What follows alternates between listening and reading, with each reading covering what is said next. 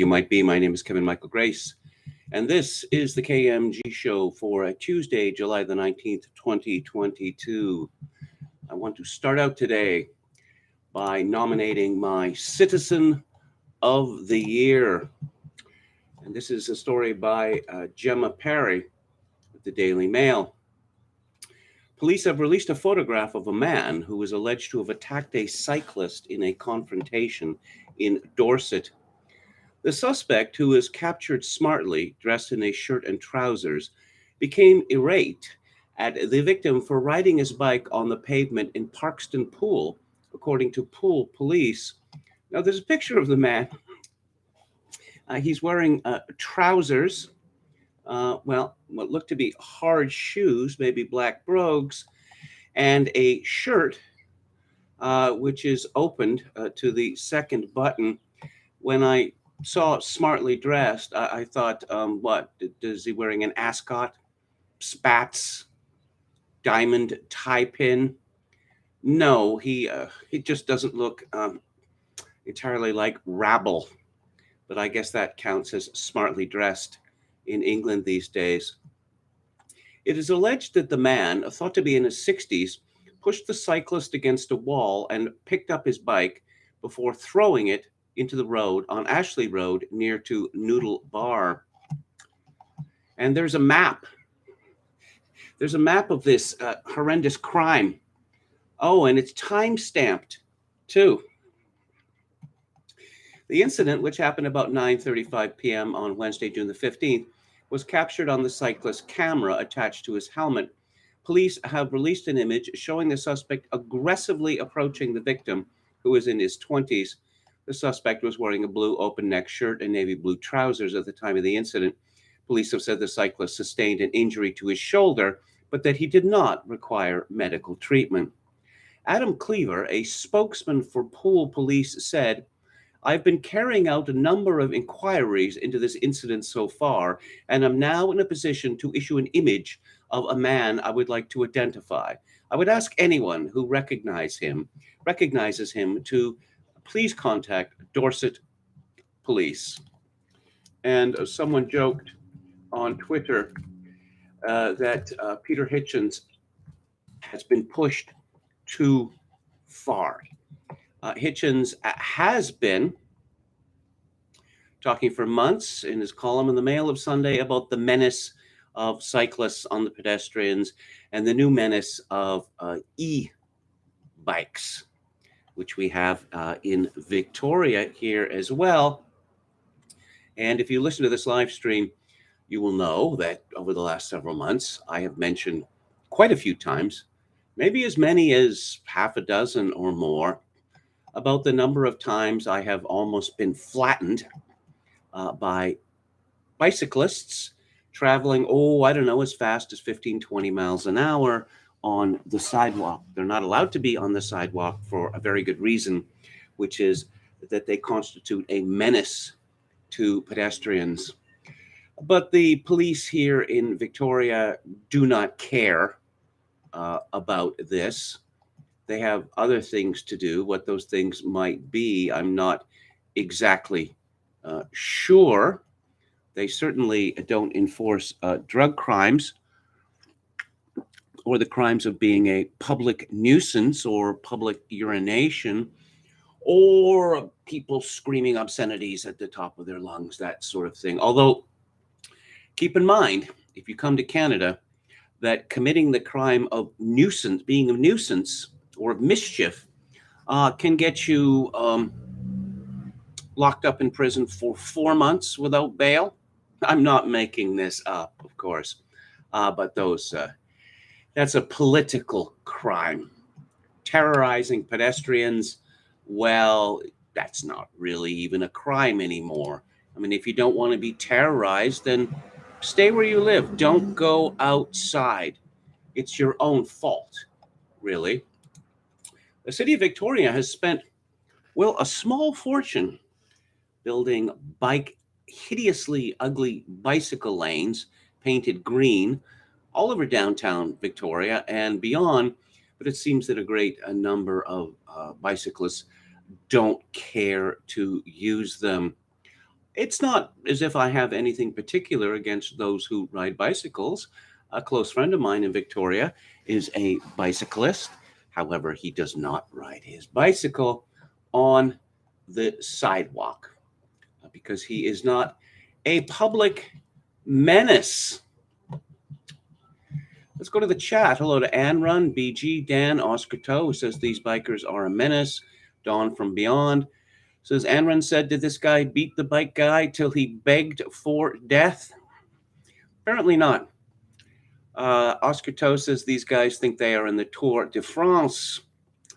Dan says Helps is 100% on board with the UN sustainability goals. I wonder how long she's not running for mayor again. I wonder if she's going to stay in Victoria. Of course, she's not from Victoria. Not that long ago, she was a Trudeau scholar. She is a carpetbagger, like so many of the people in British Columbia politics and Alberta politics, for that matter. But I should point out that fewer than half of the people who live in British Columbia were born here. The same is true in Alberta. Whenever I hear about Alberta being a conservative province, I have to laugh because one, the majority of the population is from somewhere else, and two, the Alberta economy is based on oil, which is subject to boom and bust cycles, and one does not get conservatism with boom and bust cycles. Oscar Toe says, do Canadians still call people hosers? They might, but I think that would be ironic, SCTV 1980s. Hello to Anne Run and Leponius Maximus Meridius. It is just so amusing seeing the priorities of the British police. Perhaps it would have been worse for this furious man in Poole, Dorset, if he had been, on his smartphone composing a mean tweet about trans people or the like. So, Conservative leadership news. They had the third poll. Rishi Sunak, Chancellor of the Exchequer and paper citizen, came in first with 118 MPs votes, up 3. Penny Mordaunt came in second with 92, up 10. Not Elizabeth, but Liz Truss came in third at 86, up 15. And Kemi Badenoch was eliminated, coming in fourth with 59 MP votes, up 1.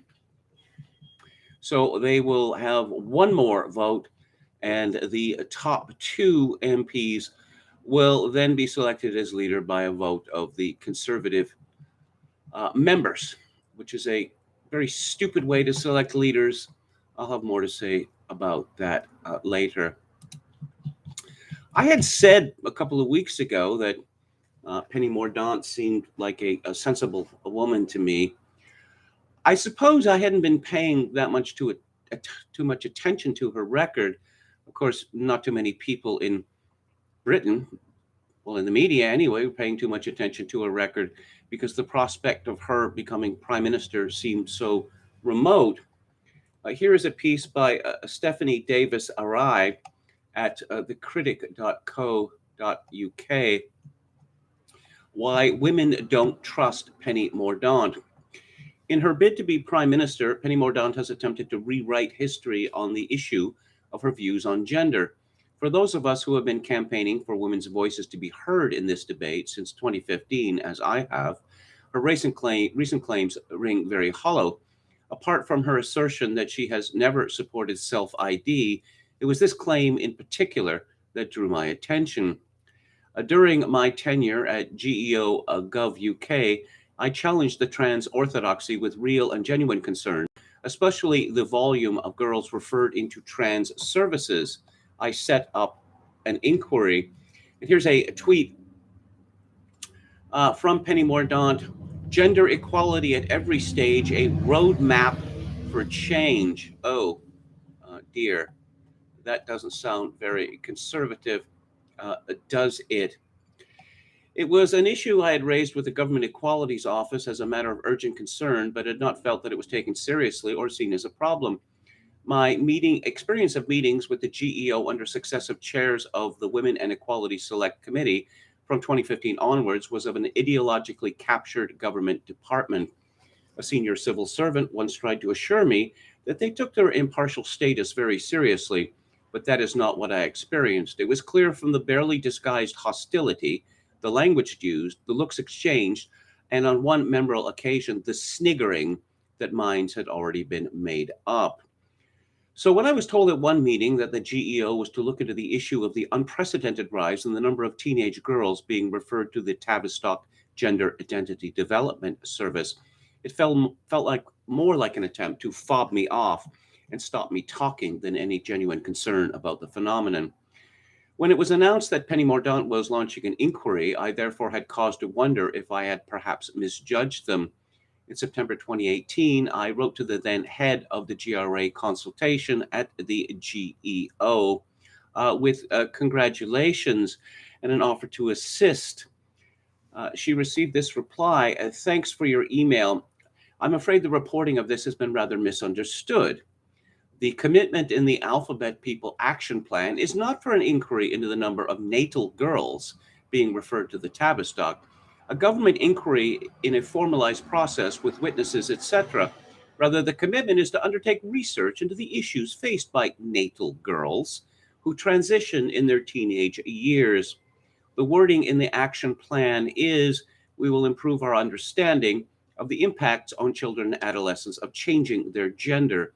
The Government Equalities Office will gather evidence on the issues faced by people assigned female at birth who transition in adolescence. So not an independent inquiry, but part of the Alphabet People Action Plan intended to gather evidence through research conducted by analysts within the GEO. I did not feel confident at this time that this evidence gathering would be unbiased or that the real issues would be addressed.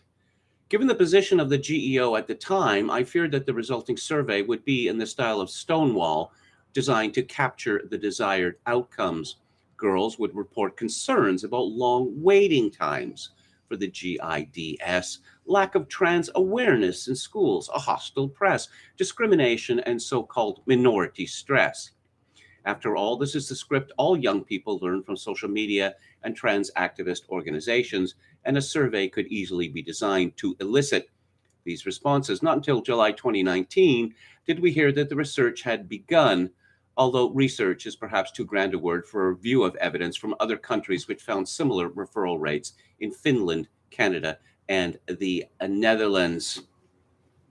So Penny Mordaunt's claim that she set up an inquiry into the number of girls referred to gender identity services is at very best disingenuous and misleading.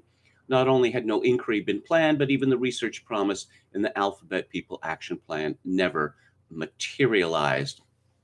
Penny Mordaunt's support for self-identification was apparent in her ministerial foreword to the GRA consultation. Her statement frames GRA reform as necessary to strip away the barriers that hold people back, to create equal opportunities, because trans people continue to face significant barriers to full participation in public life. Anyone familiar with Stonewall propaganda will recognize the following claims. Quote, reported hate crime is rising. Reported self-harm and suicide rates, particularly amongst young trans people, are extremely concerning. Trans people continue to face discrimination and stigma in employment and the provision of public services, unquote. This is a form of anchoring bias. In other words, respondents to the consultation are primed to agree with the need for reform. This ministerial foreword gives them the right answers. We are told this consultation seeks views on how the government might make it easier for trans people to achieve legal recognition. No wonder Pink News chose Penny Mordaunt as recipient of their Politician of the Year Award 2019, and no surprise that Stonewall are fans. And the essayist concludes, if Penny Mordaunt is elected leader of the Conservatives, there is real concern that much of the careful work done over the last few years regarding the rights of women and girls and the scrutiny of gender services for children and young people would be, if not undone, then made more difficult. for strong leadership on these issues, we need someone we can trust. It does not appear that Penny Mordaunt is that person. I wanted to talk about the facts on the ground vis-a-vis Ukraine, as opposed to what we hear from the media, particularly like warmongering papers like the Daily Mail. This is a piece by Jessica Warren and Lizzie May. Russia has lost 30% of its forces, with 50,000 soldiers dead or injured, and almost 1,700 of Putin's tanks have been destroyed, the UK's chief of the defense staff has revealed. Head of the armed forces, Admiral Sir Tony, not Anthony, but Tony Radakin, has said Vladimir Putin has already lost the Ukraine war, with nearly 4,000 armored fighting vehicles belonging to Russia also having been ruined. He told BBC One's Sunday morning program that Ukraine plans on restoring the whole of their territory, adding that speculation could be assassinated, that Putin could be assassinated, is wishful thinking. Admiral Tony, Sir Tony, said, "What you're seeing is a Russia, if we focus on the Donbass, that is less than 10% of the territory of Ukraine, and we are approaching 150 days. Russia is struggling to take that territory, and it is struggling because of the courage and determination of the Ukrainian armed forces."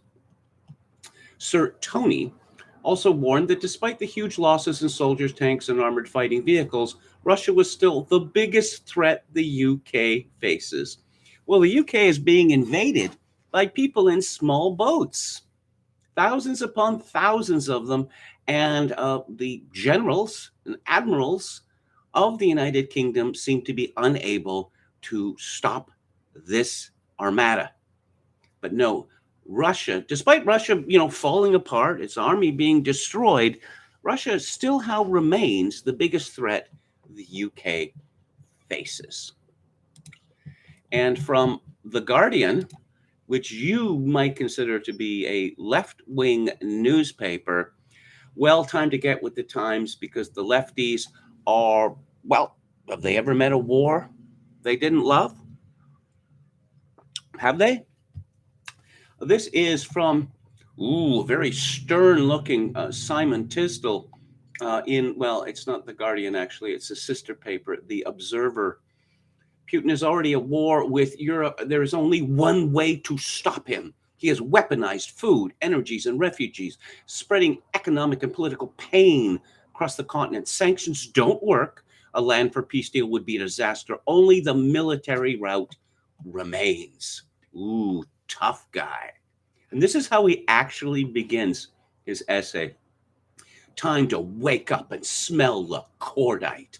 Like shockwaves from an exploding missile, Vladimir Putin's war on Europe's edge is rapidly rolling westwards. Wait a minute.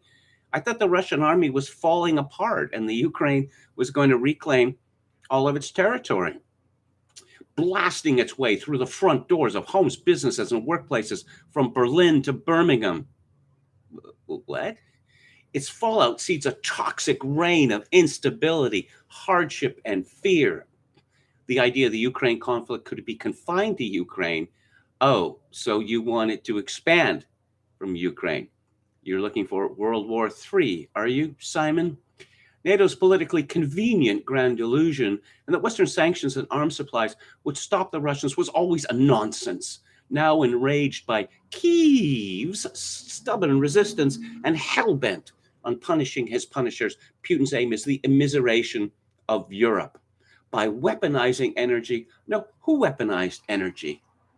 Simon Tisdall? Would that be the West with its sanctions against Russia? No, that had nothing to do with it. By weaponizing energy, food, refugees, and information. Ooh, so if the Russians speak their side, they're somehow weaponizing information. Only we are allowed to speak. They, the Untermenschen, are not allowed to speak.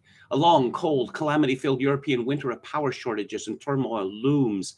And of course, that had nothing to do with countries like Germany shutting down nuclear reactors. No, nothing at all to do with that. It had nothing at all to do with the idiotic green energy agenda. No, no, no. And like a coin-fed gas meter, the price of Western leaders' timidity and short-sightedness ticks upward by the hour. Though not entirely due to Putin's war. Whoa, whoa. That sounds pretty accommodationist to me, Mr. Tisdall. Freezing pensioners, hungry children, empty supermarket shelves, unaffordable cost of living increases, devalued wages, strikes, and street protests point to Sri Lanka style meltdowns.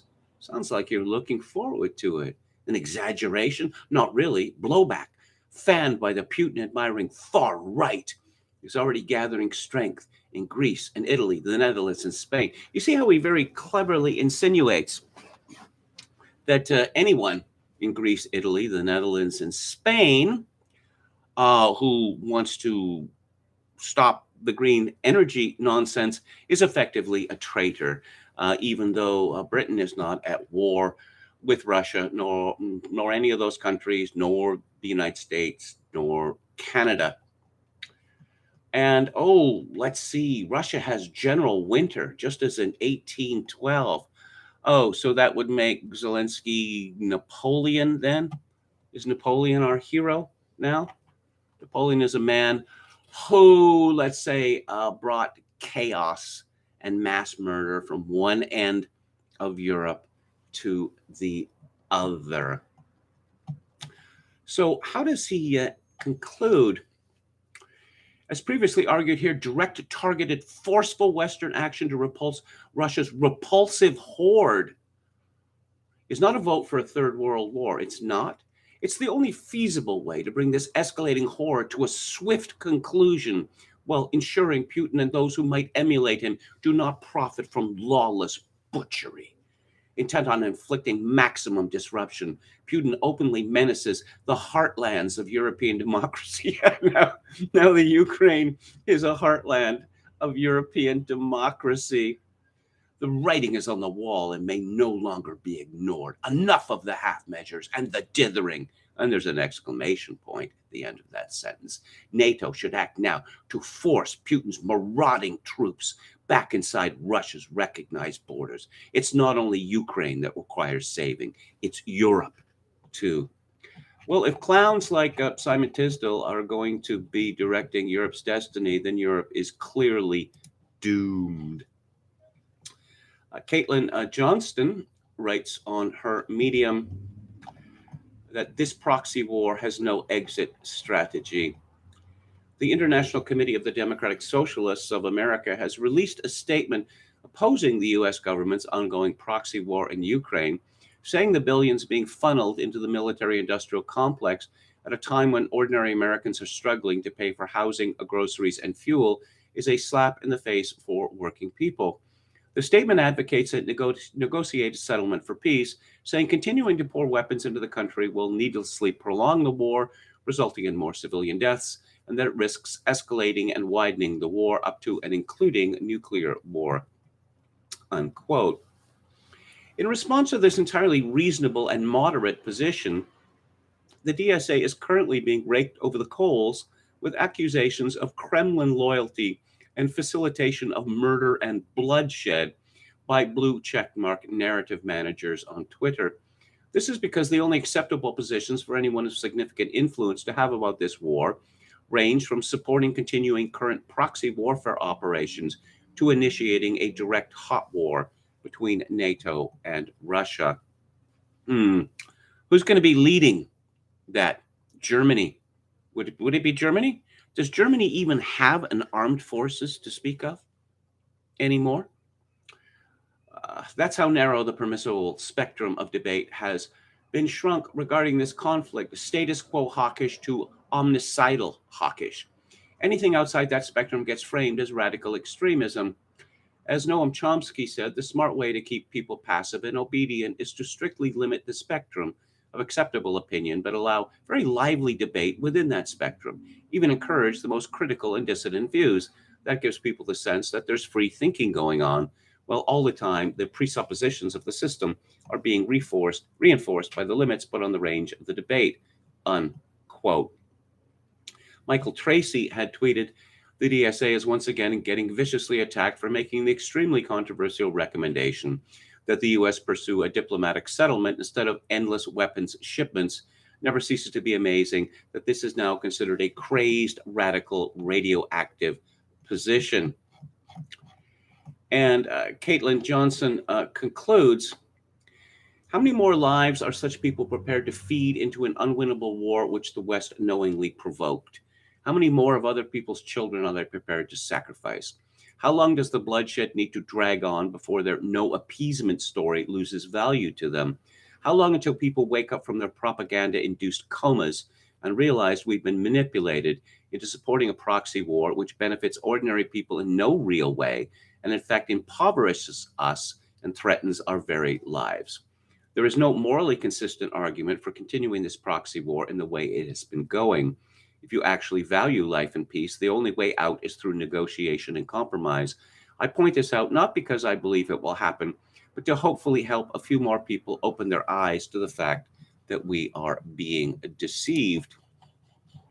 And at the Gateway Pundit, Larry Johnson has published some remarks from Helmholtz Smith, who is described as a decorated military analyst and Russian expert.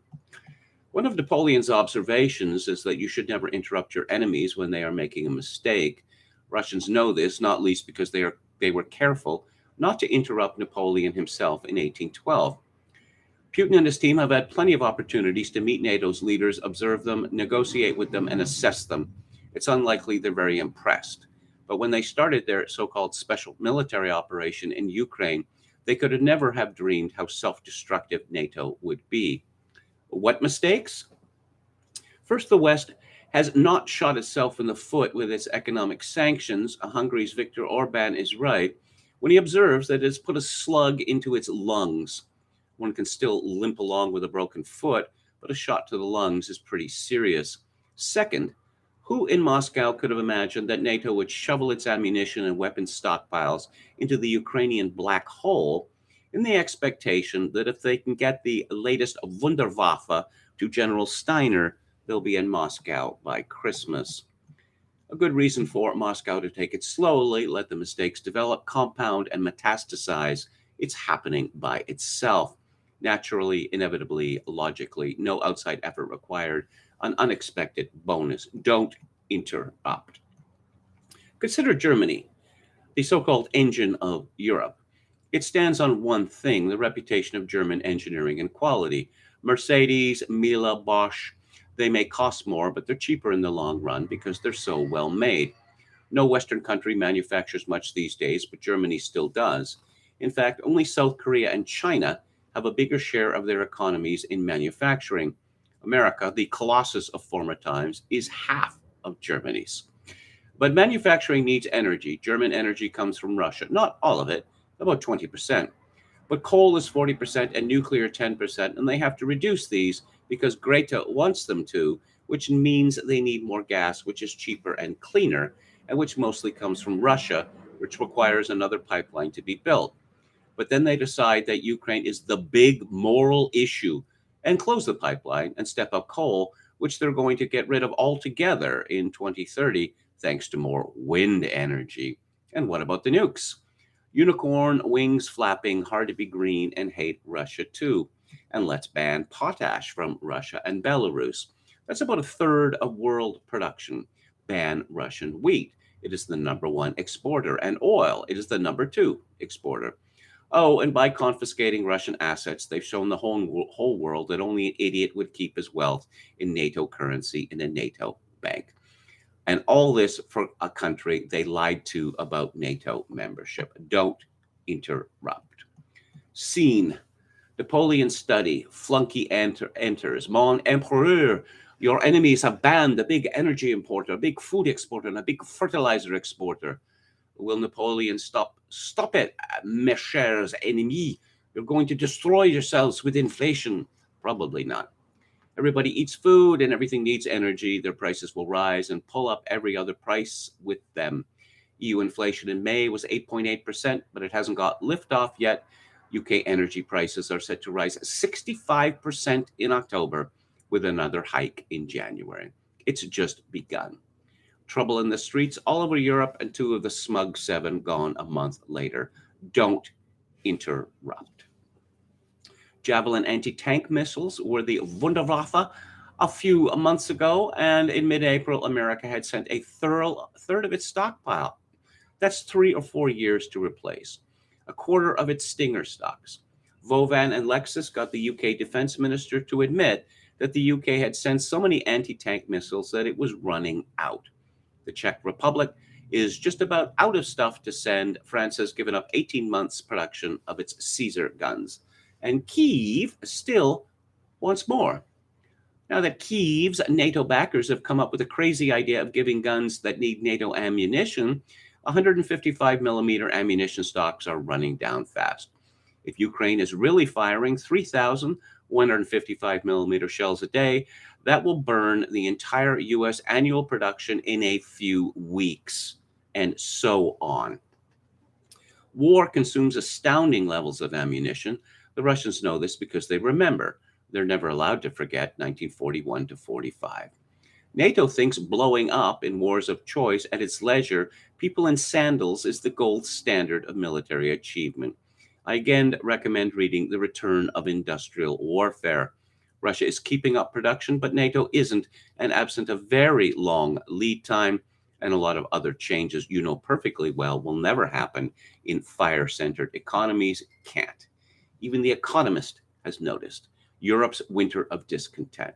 Still thinks that it's Putin that put the double tap into the lung, though, but it is The Economist which has done its bit to bring us to this point. Why would Moscow want to end this anytime soon? Time is working, and the enemy is making lots of mistakes. As I've been pointing out for, well, years and years and years, it has been a long time since the United States fought an enemy that was willing to and in a position to fight back.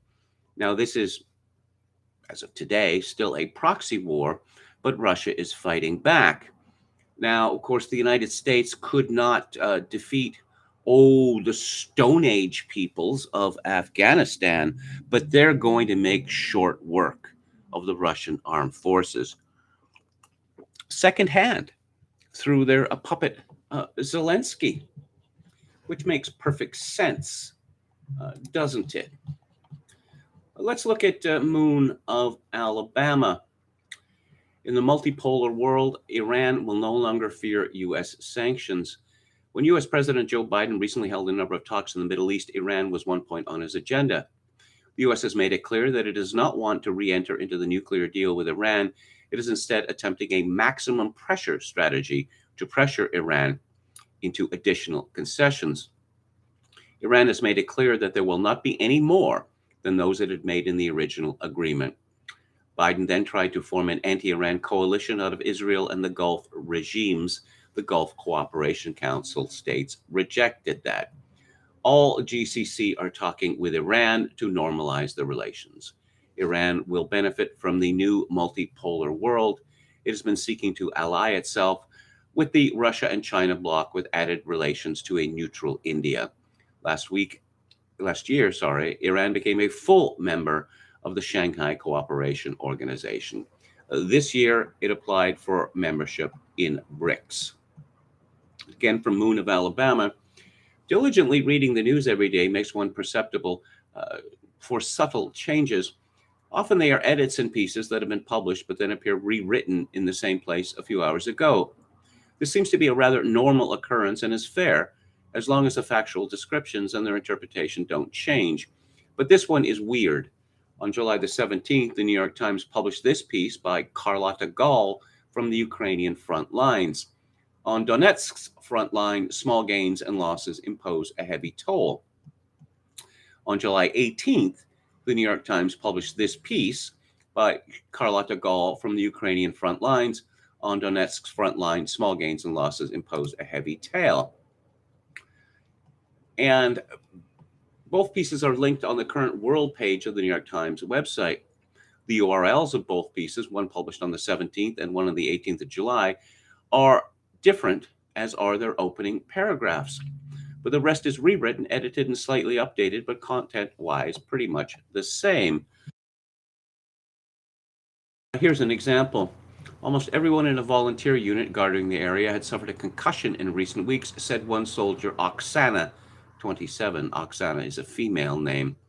She and her husband were training as criminal lawyers before the democracy protests of 2013 and joined up to fight in 2014 when Russia first annexed Crimea and Russian-backed separatists seized power in eastern Ukraine. The same anecdote appeared published in a different piece on the 18th. Some passages of both pieces differ from each other, but there's a very significant overlap of the reported anecdotes that have only been slightly rewritten. I don't know how others feel about this, but if they want me to pay for news in whatever form, I want it to be news, not a rewrite of yesterday's stories. The paper may have done this for its lack of real news from the Ukraine. It seems to have only one reporter in the field. Others, like Megan Specia from London or Jane Araf from Baghdad, have been flying in and out of, I'm going to keep calling it Lemberg because I can pronounce that, or Kyiv, the first being the ideological center of the Banderites in West Ukraine, delivering largely irrelevant stories. There is no New York Times reporter in the Donetsk or Luhansk republics reporting on the other side of war. There is some real news about the Ukraine, not exactly new, but still news, but it is not the stuff the New York Times wants you to know about. An audio recording of a conversation between Biden and Petro Poroshenko in November 2016 reveals that Biden demanded Poroshenko refuse the money offered by the future Trump administration and do everything possible to close PrivatBank so that the IMF could provide a loan to Ukraine. All of that was presented by Biden as a needed step for the sake of economic security and physical security, apparently of Poroshenko himself. So Biden had been threatening Poroshenko, unquote. The Biden family business in the Ukraine is really something some of the larger mainstream media, not just Trump affiliates, should have been digging into. It is remarkable how their ideological blinders keep them from doing that. By the way, today, July the 19th, 2022, the word Trump appears 9 times on the current New York Times front page. Ukraine appears 5 times. And what about this? From Michael Tracy. Wonder if the vaunted U.S. intelligence services have any insight into why Zelensky just sacked the equivalent of a CIA director and attorney general and accused them of treason. With this peculiar development, along with the peculiar missile strike on Vincia, it's safe to assume the general public is probably being told around 20% of what's really going on in Ukraine, whether regarding U.S. policy or otherwise. So that's a roughly 1 to 5 bullshit ratio. The director of national intelligence famously made the incredible statement in May that the U.S. has less insight into Ukraine's operational status than Russia's, which presumably must mean that the U.S. is just a clueless bystander with respect to these peculiar developments. Oh, well. Zelensky replaced his childhood friend, Ivan Bakanov, as head of the SBU with Vasily Malyuk, who is said to be a man of former President Poroshenko. Will Poroshenko be back and replace Zelensky after the now rumored of coup finally happens? Do not expect the mainstream media to report on it. Again, if you go to places like the Daily Mail, oh, it's all over by the shouting. Putin's finished. But keep in mind, he's still the biggest threat to the United Kingdom.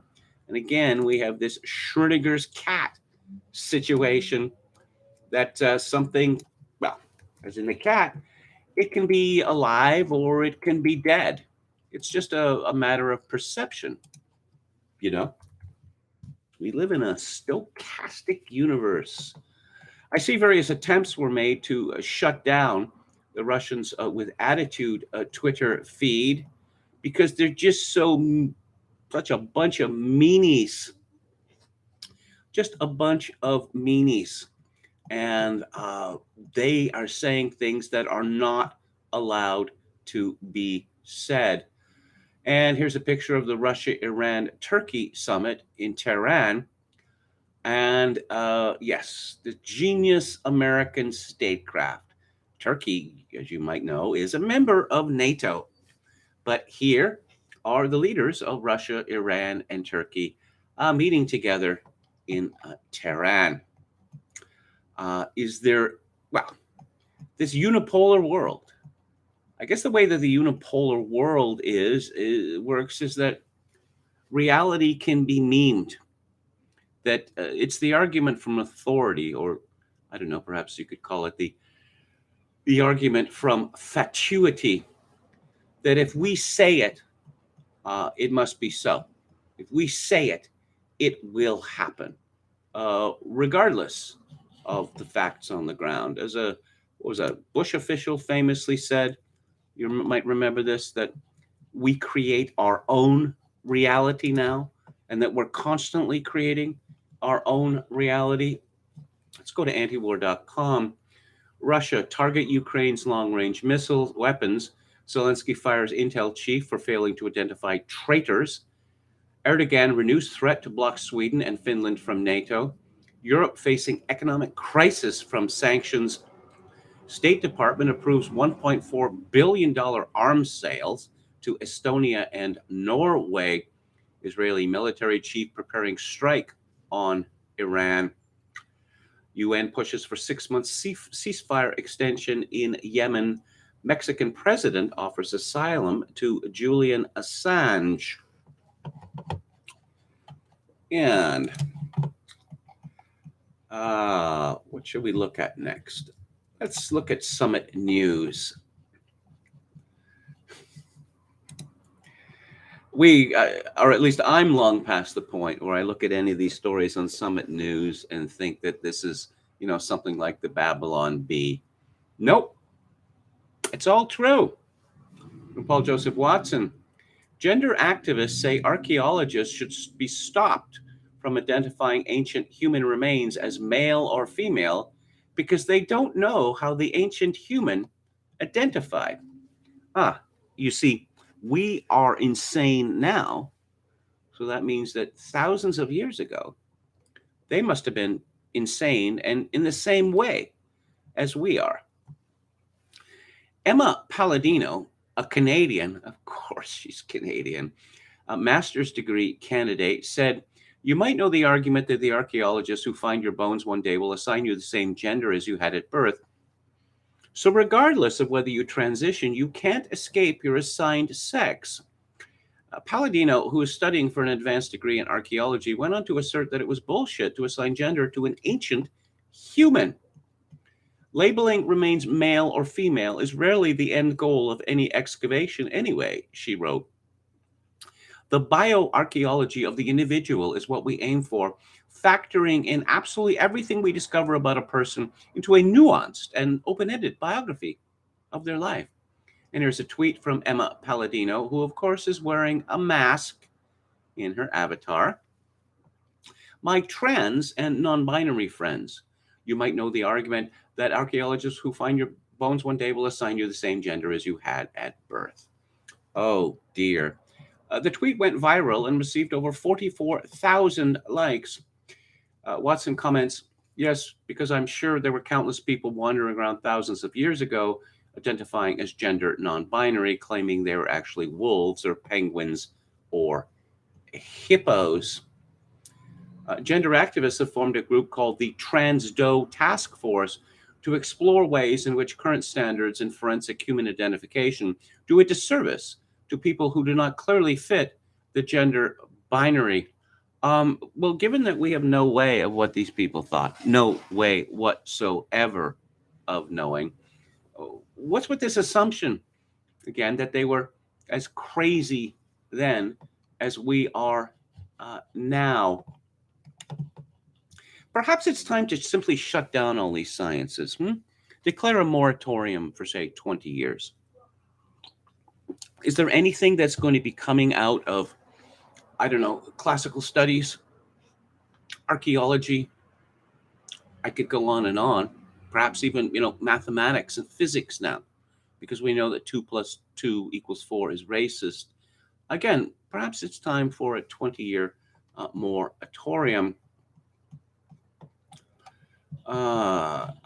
Yes, from Germany, a nation apparently determined to eliminate itself. Paul Joseph Watson again. Green Party erases white people from future of Germany promos. Yes, and here's a homeland for everyone except Nazis, working for a future without white people, schools, and schools that can do future and history without white people. This is what it says. The Green People in Germany has launched a PR. I'm looking at posters here. The Green Party in Germany has launched a PR campaign celebrating its vision for the future of the country, although one thing seems strangely absent: white people. 3 posters have been released as part of the campaign depicting what kind of future Germans can expect if the party gains enough power to realize its political agenda. One of the posters shows a black lesbian couple tagged with the words, "A homeland for everyone except Nazis." A third depicts a black child, likely of African origin, with the words, "Schools that can do future and history." Observers noted that white people, who make up 87% of Germany's population, don't appear to be integral to the future of the country, according to the Green Party. The Green Party currently holds 118 of the 736 seats in the Bundestag after winning 14.8% of votes cast in the 2021 federal election, and is now the 3rd largest parliamentary party.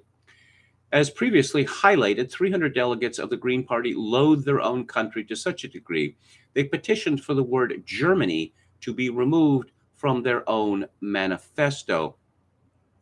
Germany's new anti-discrimination commissioner recently came under scrutiny because she previously used derogatory language in referring to ethnic Germans as potatoes. And this anti-discrimination commissioner is, of course, Turkish.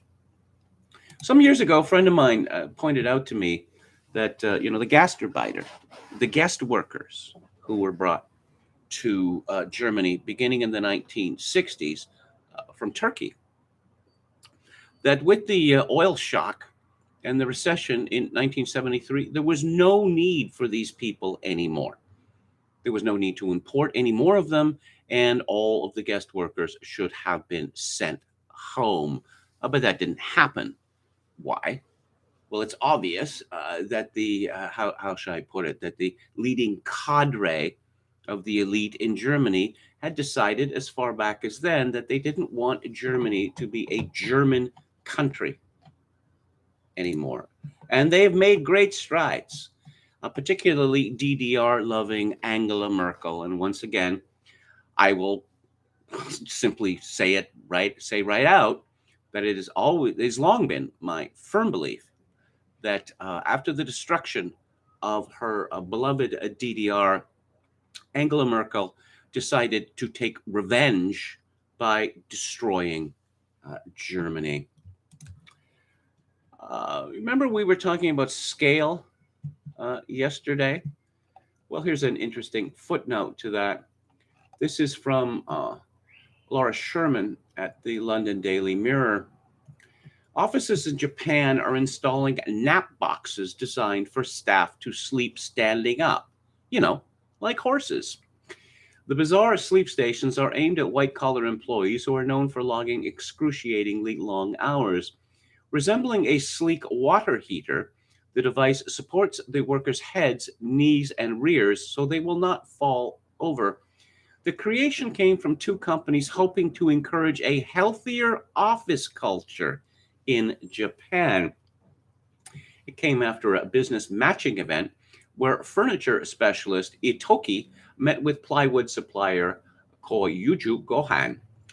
Itoki communications director Saiko Kawashima is confident it offers a healthier solution for those wanting to take a quick nap during the day. In Japan, there are a lot of people who will lock themselves up in the bathroom for a while, which I don't think is healthy, they told Bloomberg News. It is better to sleep in a comfortable location. Sleepiness on the job is so widespread that the country has the phrase inamuri, which refers to those who sleep during the day in order to get through a long commute or full workday. What? So they're sleeping on the trains to and from work? Don't people everywhere in the world do that? I should have thought so. I mean, people even sleep on buses. And we call this the commodification category. This is from Fiona Rutherford at Bloomberg. A few days after undergoing cosmetic surgery, Chelsea was in a Philadelphia emergency room with what looked like a third-degree burn. The skin around her thighs had turned black, hardened, and blistered. The burning sensation was so intense she was struggling to breathe. Chelsea, 29, had undergone an increasingly popular cosmetic procedure called a Brazilian butt lift, where fat is liposuctioned from one part of the body, usually the abdomen or thighs, and then injected into the buttocks in hopes of giving the patient an hourglass figure. I was hoping to do a mommy makeover, and it turned into a complete nightmare, said Chelsea, who did not want to use her last name for fear of hurting her career prospects. Well, I guess, if you're looking around your office and there's a woman called Chelsea who cannot sit down without wincing, then you know it's her. The Brazilian butt lift is among the most dangerous of aesthetic procedures. In 2017, it had the highest death rate of any cosmetic surgery in the US. Patients have been left paralyzed as a result of the surgery or experience long-term pain due to nerve damage. A task force that looked into the high death rate with Brazilian butt lifts found that about 3% of surgeons had experienced a patient death after the procedure. Golly, that seems awfully high. Despite this, as curvy celebrity influencers like the Kardashians fill social media feeds because, of course, you want to follow their advice, Brazilian butt lifts have grown only more popular. Globally, butt augmentation, including silicone implants, was a $1.5 billion market in 2020, according to Grand View Research, which projects the market will grow 22% a year and reach $6.6 billion by 2028. I suppose that's assuming that, the end times have not arrived by then. In recent years, the number of surgeries has increased dramatically, said Lena Triana, president-elect of the International Society of Aesthetic Plastic Surgery. In 2020, more than 40,000 butt lifts were performed by certified plastic surgeons in the US, twice as many as 5 years prior. These surgeries aren't cheap and also aren't covered by insurance. The average cost of a Brazilian butt lift is $4,807, according to statistics from the American Society of Plastic Surgeons. Well, it is cheap. Does the person who wrote this story know how much bringing a pregnancy to term in a hospital costs in the United States? It's a lot more than $4,800. Oh, but wait, that price doesn't even cover anesthesia, operating room facilities, or other related expenses. The alarming number of problems with Brazilian butt lifts is largely the result of lacking regulations. While plastic and cosmetic surgery may sound synonymous, they are not. Across the US, a couple of months of training earns doctors the rights to call themselves a cosmetic surgeon. On the other hand, a plastic surgeon certified by the American Board of Plastic Surgery requires at least 6 years of specialized training. Practicing medicine requires a license issued individually by each state, but requirements are murkier when it comes to medical specialties. The federal government does not oversee the training and credentialing of specialists. Instead, the American Council on Graduate Medical Education provides standards for graduate medical training in all specialties. After graduating from specialty-specific residency training, independent nonprofit organizations called specialty boards provide multi-year residencies or fellowships for doctors who want to demonstrate their competence in a particular field of medicine. Board certification can get a physician hospital privileges and credibility. Still, it is an entirely voluntary process. To further complicate matters, not all boards are equal. The doctor who performed surgery on Chelsea was not a board-certified plastic surgeon. You can pay $50 to have a plaque on your wall to say you're board certified, said Susan Witt, a medical malpractice attorney representing several women who have experienced the worst side of this issue in Georgia, including Chelsea, who went to Georgia seeking surgery from an Instagram famous doctor. That's where you want to find your doctor. You're going to get your nether regions sliced open, and you're going to fill it full of fat taken from elsewhere on your body. And where are you going to go to find out who's going to do this? Why, Instagram, of course. Other patients shopping for doctors simply don't know these physicians have minimal surgical training. The blind spot is part of what makes the Brazilian butt lift so dangerous. It can result in severe health problems and even death if an unskilled physician uses improper techniques. For example, if fat is mistakenly injected into the wrong place, then it can travel to a person's heart or lungs, which causes immediate death. Chelsea experienced something called fat necrosis. Oh, that does not sound good. After her procedure, oxygen flow to some of her body's tissues became restricted, causing the cells to die. Fat necrosis is one of the more serious things that can go wrong with a Brazilian butt lift. It is usually caused by poor technique on the surgeon's part. And this goes on and on and on and on. How does it conclude? Thomas Terranova, chief executive of the American Association for Accreditation of Ambulatory Surgery Facilities, says that aesthetic surgeries simply aren't seen as an invasive, potentially life-threatening medical procedure. Why not? It's looked at as a vanity project like hair, nails, makeup. So there's this lack of sobriety when we evaluate it, and I think ultimately that's one of the big challenges. A year after surgery, Chelsea has still not recovered. She is experiencing burning sensations in her back, stomach, and butt area. Nerve damage and bladder incontinence, oh dear, have impacted her social life. She sees a therapy weekly now to deal with the trauma. I don't want to do much of anything, Chelsea said. The fun, outgoing Chelsea is dead right now, and I have to revive her. Well, perhaps this is an object lesson that there are worse things in the world than having a flat butt.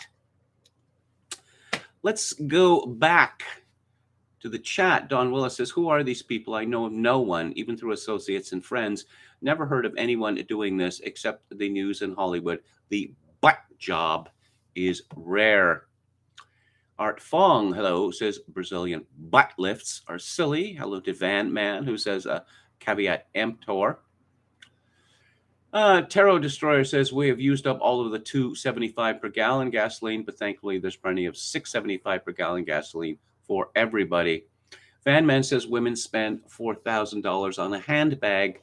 That's nothing to them. Yo Mama says this is extra tragic because women can literally exercise to a bigger butt. Hello to De Boreas. De Boreas, haven't seen that name here for a while. Tarot Destroyer says black tattoo ink is made of soot containing products of combustion, hydrocarbons, animal bone charcoal, gelatin, and beetles. Sounds delish. She should have had the procedure performed by the ass man, says Dan. There's our obligatory Seinfeld reference for today. And that episode was playing today on one of the channels. One of the, 4 or 6 channels that play Seinfeld every day. Keep in mind, I have what they call basic cable. KMG's favorite Vlad Guerrero is batting cleanup for the AL All-Star team tonight, says Halper. I don't have anything against Vlad Guerrero except this excessive funness.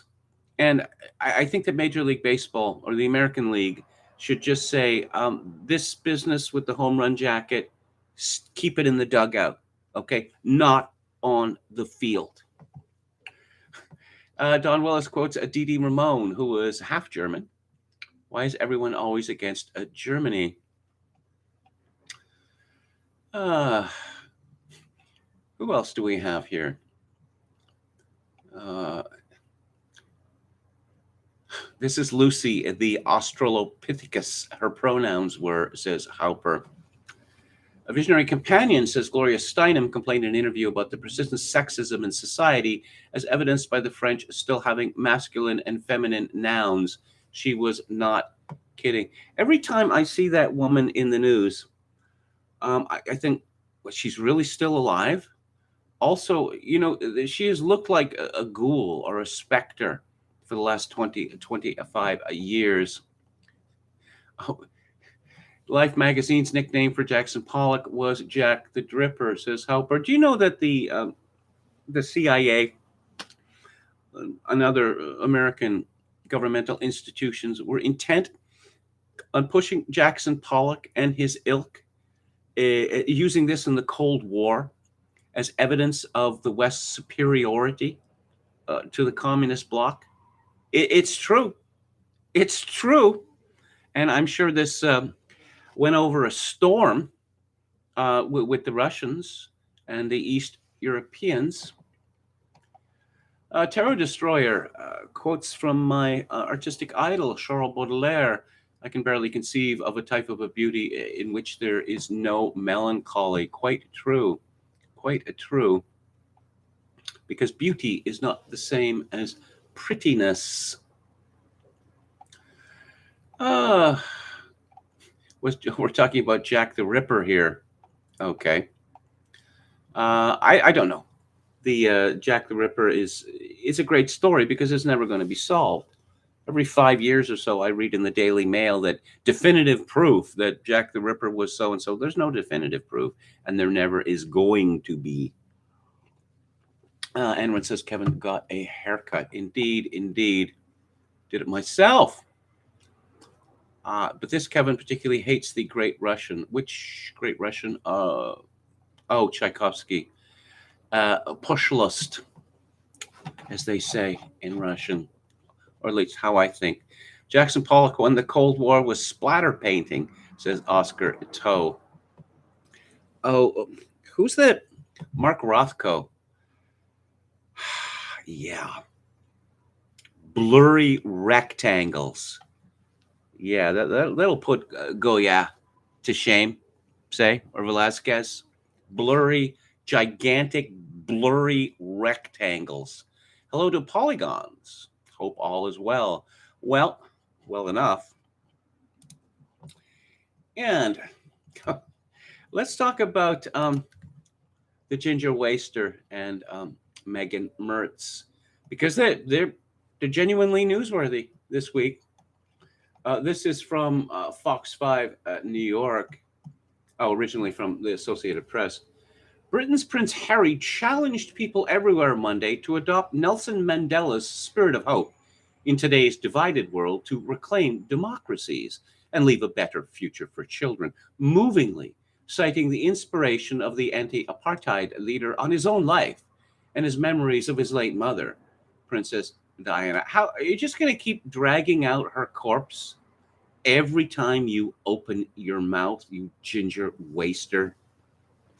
In a keynote and often personal speech to the UN General Assembly's annual celebration Monday of Nelson Mandela International Day, the 37-year-old Duke of Sussex said a photo on his wall of his mother meeting Mandela in Cape Town in March 1997, just 5 months before her death, is in my heart every day. None of these stories ever mentioned. Ricky Gervais actually had the guts to mention this on an episode of The Office, well, his Office, the original, that Nelson Mandela, at his trial, what was it, in 1962, cheerfully admitted to being a terrorist, to planning to kill civilians. Cheerfully admitted this. Also, what's happening in South Africa these days? Because Nelson Mandela, he instituted a multicultural paradise there. Did he not? Now, I was pleased to see that Nelson Mandela did not pursue a policy of revenge when he was in charge in South Africa. Those who have succeeded him, a little different. A little different. It's where I felt closest to my mother, that is Africa, and sought solace after she died, and where I knew I had found my soulmate in my wife. Harry said as his wife, Meghan Mertz, sat listening in the front of the vast General Assembly hall. As father of two young children, Archie, 3, and Lilibet, 1, the prince expressed concern about the planet they and millions of others will inherit. The world is at a pivotal moment, he said, facing converging crises, including the COVID-19 pandemic, climate change, a small number of people weaponizing lies and disinformation at the expense of the many, the horrific war in the Ukraine, and the rolling back of constitutional rights here in the United States. That was an apparent reference to the U.S. Supreme Court's recent decision reversing a woman's constitutional right to an abortion. We are witnessing a global assault on democracy and freedom, the cause of Mandela's life, the prince said. The cause of his life. That could have been phrased a little differently. So Harry said people have a choice, become apathetic, angry, and despair, or do what Mandela did every day during his 27 years in prison and the rest of his life, including as South Africa's first Black president, which was find meaning and purpose in the struggle.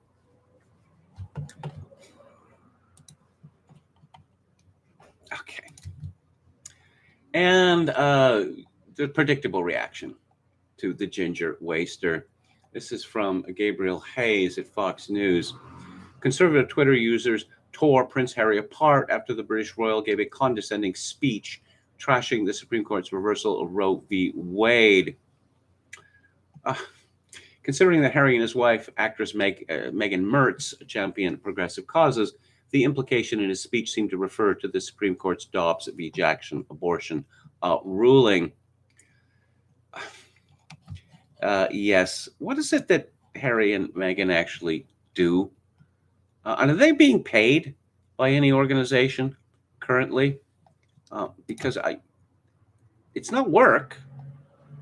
Showing up to be adored or, to be portrayed as being adored by paid-for photographers.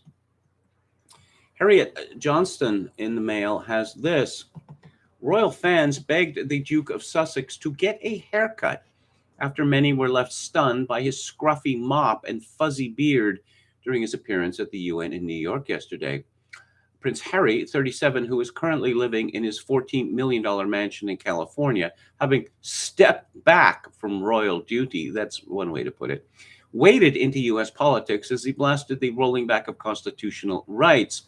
However, it was his appearance which shocked many royal fans who were critical of his messy ginger locks and lengthy facial hair. Posting on Twitter, one commented, "I wish Harry would have a decent haircut. He always looks scruffy."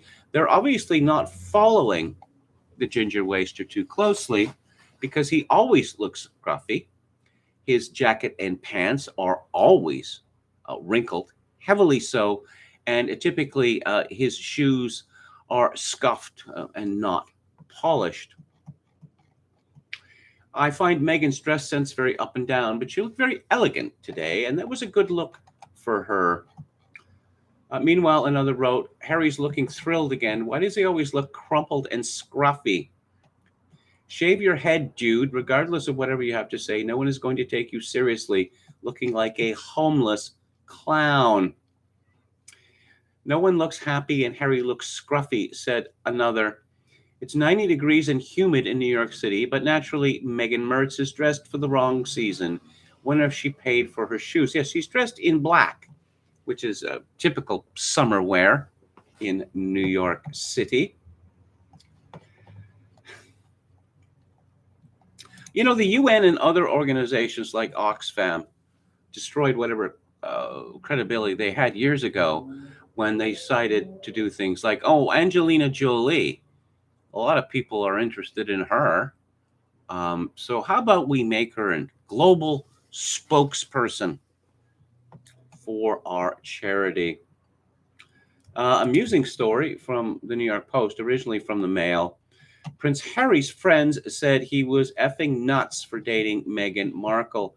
This is from the new book by Tom Bauer, and I have read several of his bios, and Tom Bauer always gets the goods.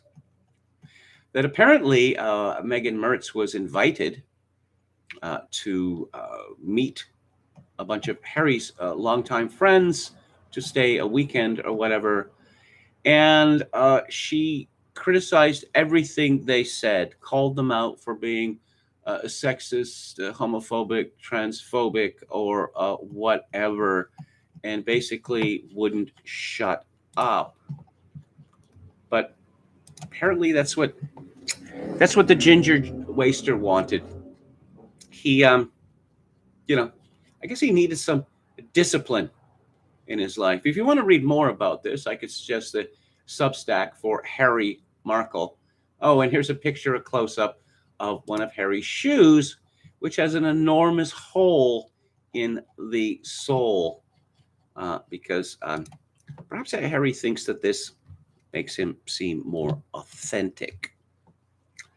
Here is a story from Israel Salas Rodriguez at the U.S. Sun. Alexandria Ocasio-Cortez is being dragged for pretending to be handcuffed when Capitol Police arrested her during an abortion rights protest. Capitol Police arrested several Democratic Congress members, including members of the Squad, Tuesday at a protest against the Supreme Court's Roe v. Wade ruling on the House steps in Washington, D.C. And AOC was taken away with her arms placed behind her back, acting as if she was handcuffed. However, video from the scene showed her raising her fist in defiance. Critics heckled the New York Congresswoman on social media, mocking her for breaking her fake handcuffs. Is anyone surprised? Is anyone at all surprised? Oh, and in news that is definitely not a surprise, this is from Katie Davis-Court at the Post Millennial.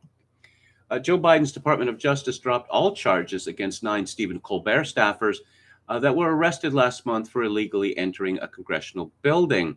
Staffers from The Late Show with Stephen Colbert were arrested by U.S. Capitol Police and charged with illegal entry after they entered the Longworth House office building, which houses offices for members of the House of Representatives after hours on June the 17th. The Capitol Police said in a statement Monday, "We respect the decision that office has made," referring to the Washington, D.C. U.S. District Attorney's Office, which made the decision not to prosecute the staffers. Stephen Colbert said the Capitol Police were just doing their job. My staff was just doing their job. Everyone was very professional. Everyone was very calm. My staffers were detained, processed, and released. A very unpleasant experience for my staff. Fox News reported that the group entered the building after it shut its doors to visitors and proceeded to take pictures and videos near the offices of House Minority Leader Kevin McCarthy and Representative Lauren Boebert. Two Systems of Justice Republican Congresswoman Mary Miller said on Twitter, "This is an attack on the rule of law and demonstrates that the Biden DOJ has become a political police force, doling out different punishments for the same crime based on the political beliefs of the defendant." Well, I guess if you needed to be persuaded of that, there is more evidence. And, oh, yes, a piece. I was talking about the now infamous fist bump between the ruler of Saudi Arabia and the president, or the putative, I should say, president of the United States. This is from Karen Elliott House at the Wall Street Journal. And this woman is the former publisher of the Wall Street Journal and is author of On Saudi Arabia, Its People, Past Religion, Fault Lines, and Future. Meetings between leaders of important nations are usually worthwhile, even if they yield no immediate results. One was Neville Chamberlain's 1938 Munich meeting with Hitler. Oh, just stop talking about that. Another, President Biden's sit-down with Saudi Crown Prince Mohammed bin Salman last week. The president's 24 hours in Jeddah were dominated by photos of his fist bump with the de facto leader of a kingdom Biden had labeled a pariah. Things went downhill from there. Biden insisted that, in front of the entire US and Saudi delegations, he had labeled the Crown Prince the killer of Jamal Khashoggi. Saudi Minister of State Adel al-Jubeir was quick to say he didn't recall hearing that.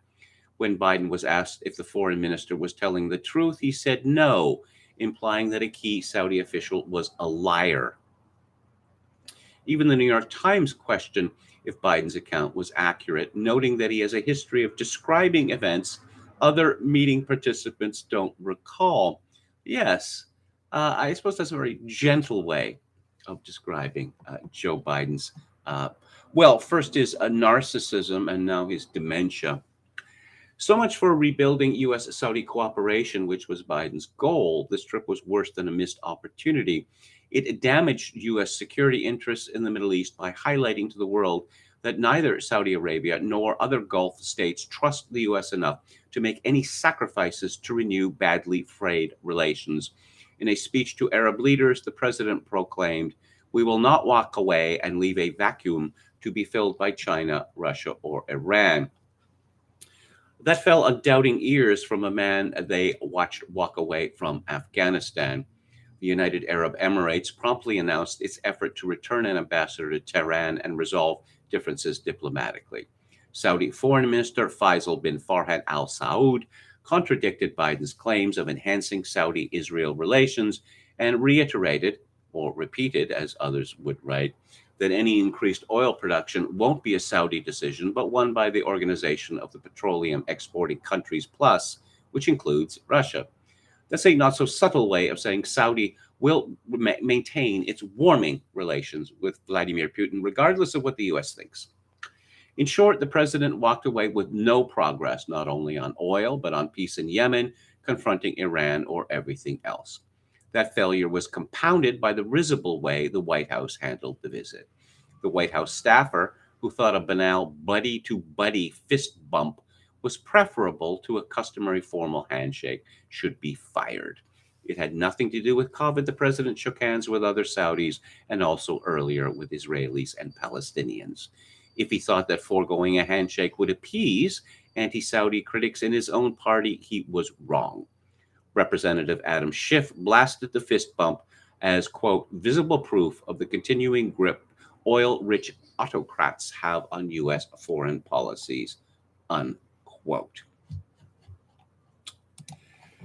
And let's talk about the nation state. This is from Roger Kimball at the American Mind, and is an excerpt from a forthcoming book, Against the Great Reset, 18 Theses Contra the New World Order, published by Bombardier Books, October 18th of this year. In a memorable passage at the beginning of the Critique of Pure Reason, Immanuel Kant evokes a soaring dove that, cleaving the air in her free flight, feels the resistance of the wind and imagines that its flight would be easier still in empty space. A fond thought, of course, since absent that aeolian pressure, the dove would simply plummet to the ground. How regularly the friction of reality works that way, making possible our endeavors, even as it circumscribes and limits their extent. And how often, like Kant's dove, we are tempted to imagine that our freedoms would be grander and more extravagant, absent the countervailing forces that make them possible. Such fantasies are as perennial as they are vain.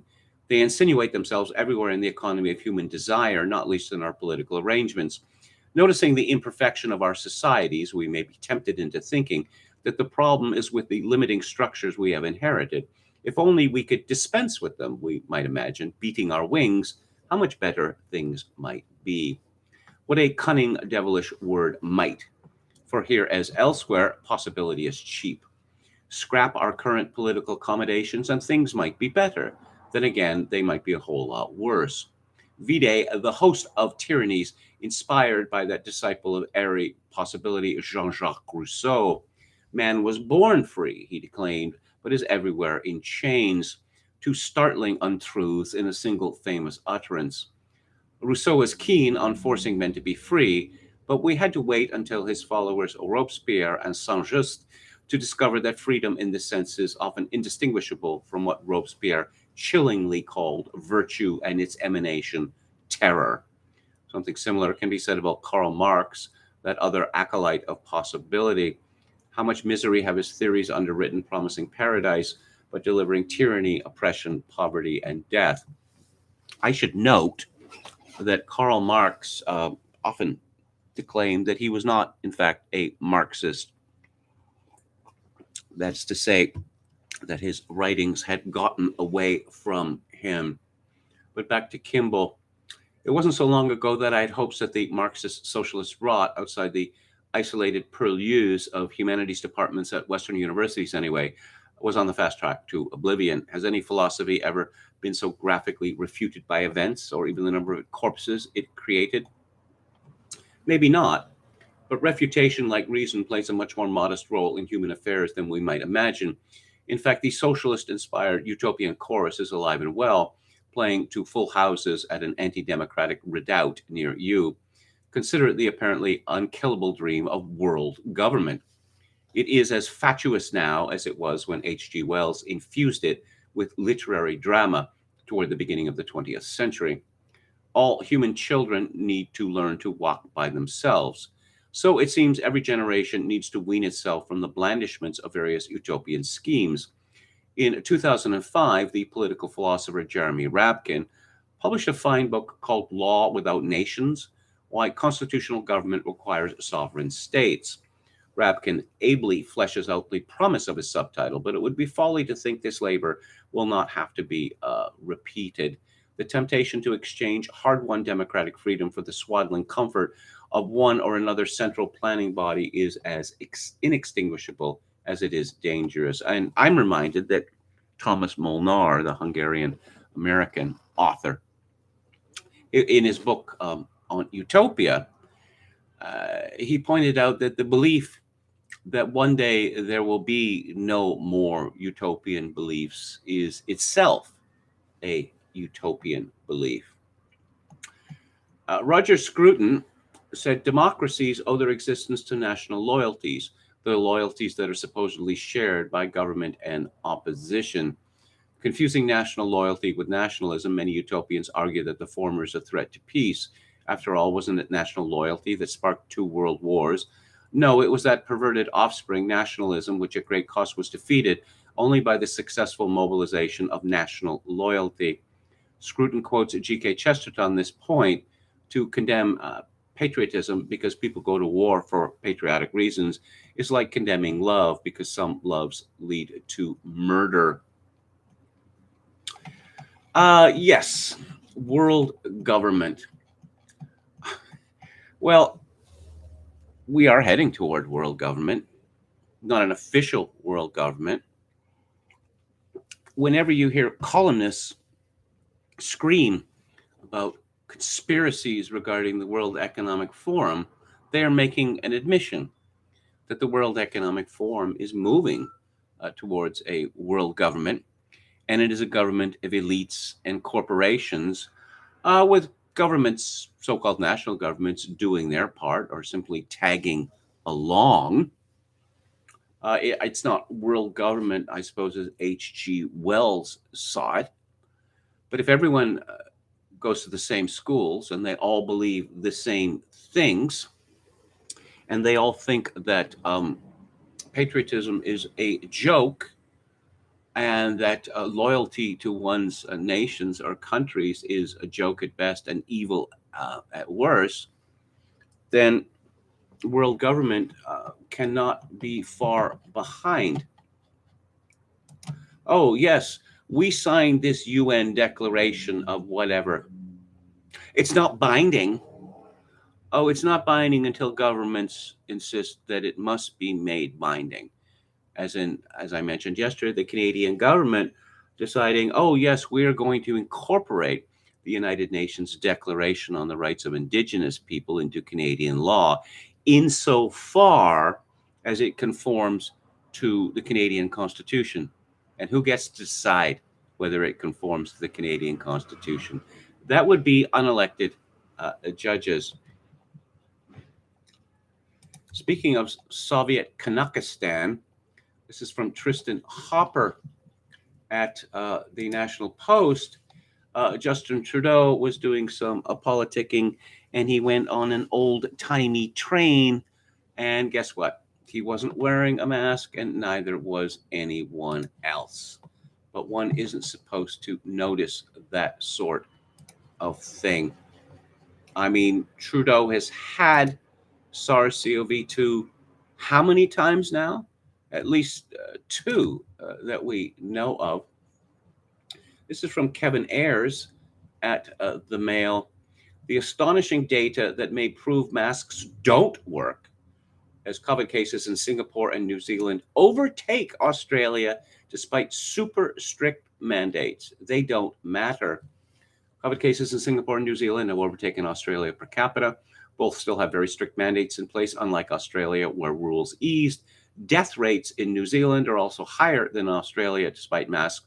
The death rates for Corona Doom in New Zealand is now the highest in the world, which is going to make their leader, that sad Muslima Jacinda Ardern, even sadder. And let's take a look at Eugippius. And here we go.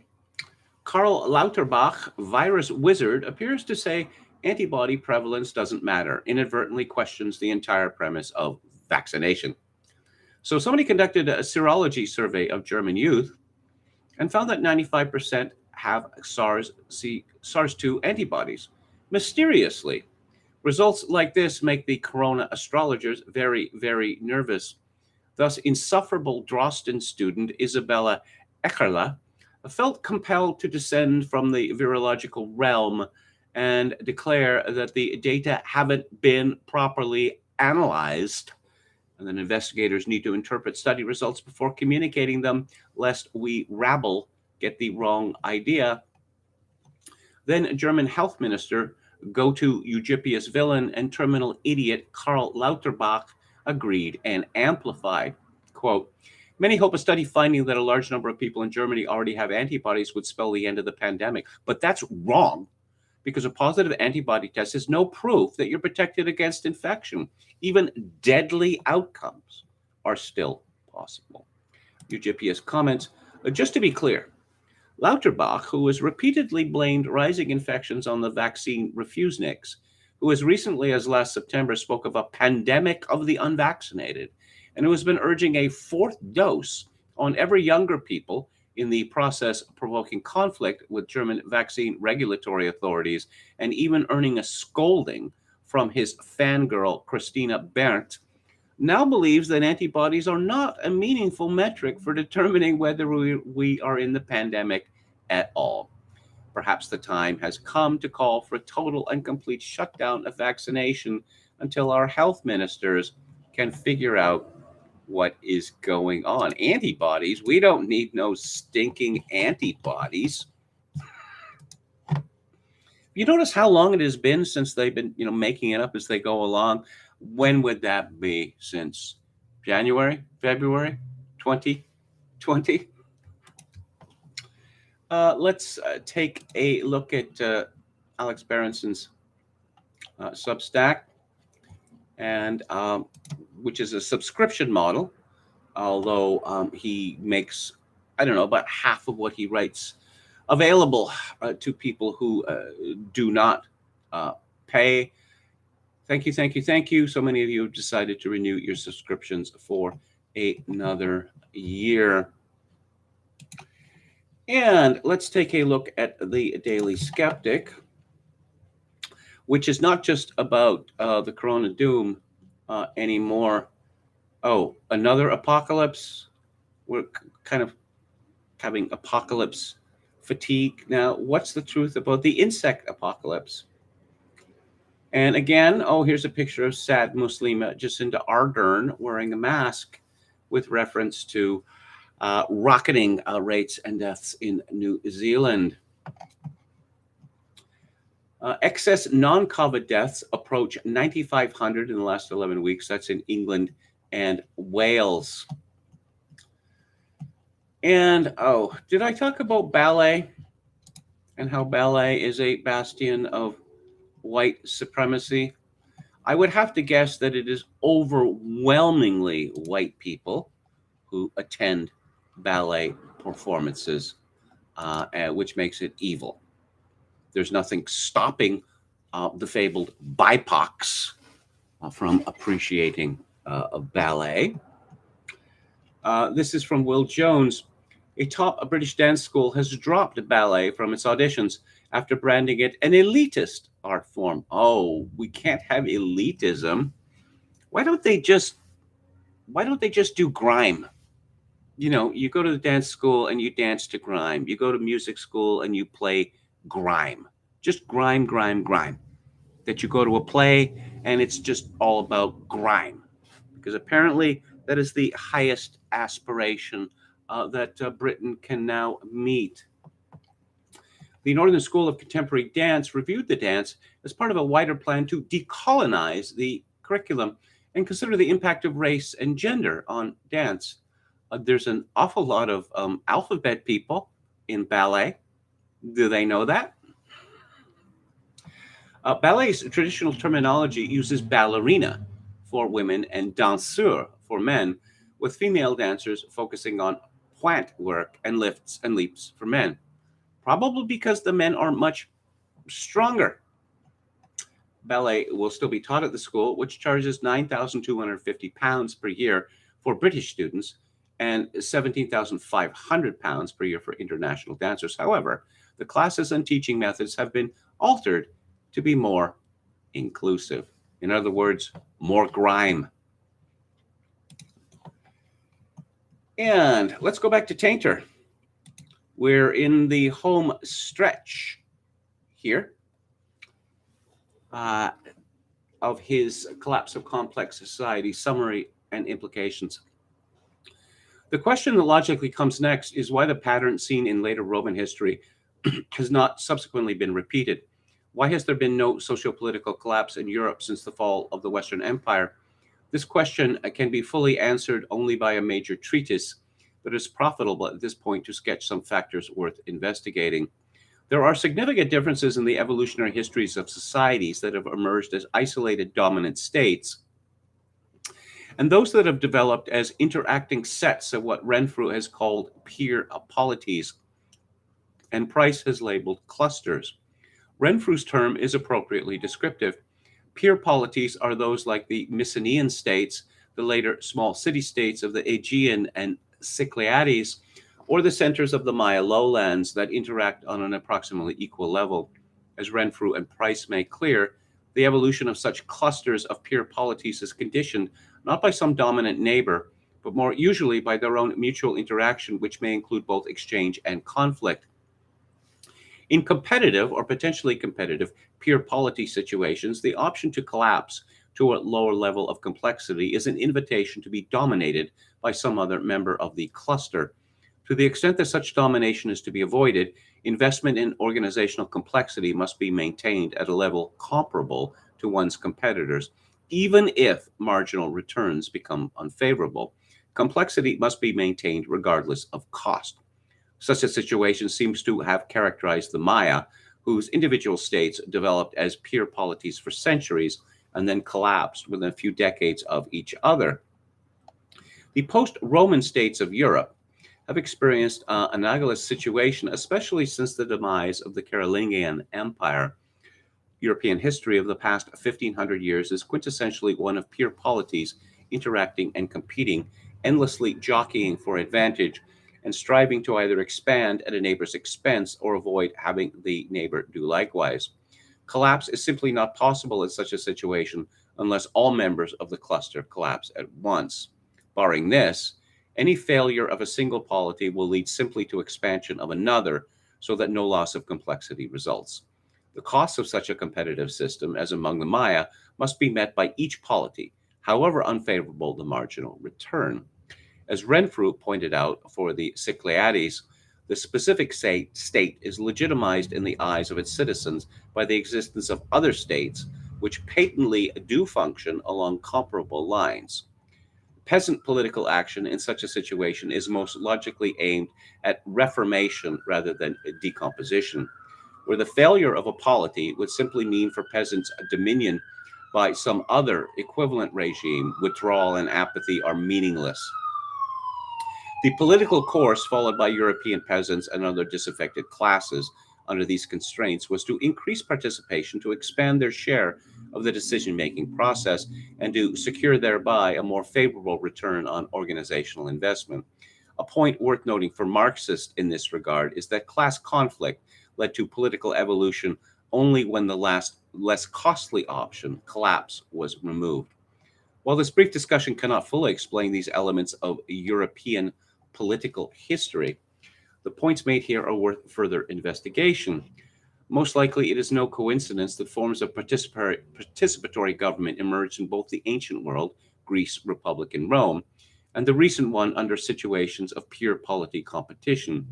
The Warring States period of China, following the collapse of the Western Chao, offers an interesting contrast.